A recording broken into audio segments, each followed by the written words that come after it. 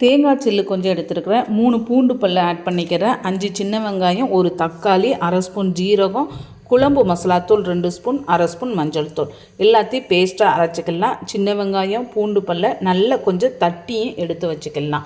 இப்போது ஒரு மண் பாத்திரத்தில் தட்டுன பூண்டு, வெங்காயம், கருவேப்பிலை, புளி கரைசல் எல்லாத்தையும் நம்ம ஆட் பண்ணி நல்லா மிக்ஸ் பண்ண போகிறோம். இதோடையே நம்ம அரைச்ச பேஸ்ட்டையும் ஆட் பண்ணி விட்டுற வேண்டியதுதான்.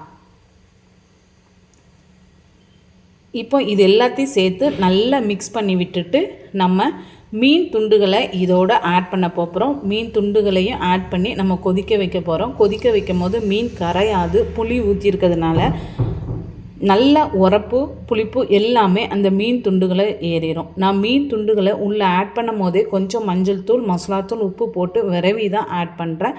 நல்லா இப்போ கொதித்து வர்ற நேரத்தில் நம்ம தாளிப்பு ரெடி பண்ணிட வேண்டியதான். எண்ணெய் விட்டு 1 ஸ்பூன் கடுகு வெடித்ததும், அரை ஸ்பூன் வெந்தயம், சின்ன வெங்காயம் ஒரு 10 நீட்டமாக கட் பண்ணி வச்சுருக்கிறேன், கருவேப்பிலை போட்டு நல்ல தாளிப்பு கோல்டன் கலரில் முருகி வந்த பிறகு கொதிச்சிட்ருக்கிற மீன் குழம்புல நம்ம ஊற்றி இறக்கிற வேண்டியதான். சூப்பரான கன்னியாகுமரி ஸ்டைல் மீன் குழம்பு ரெடி.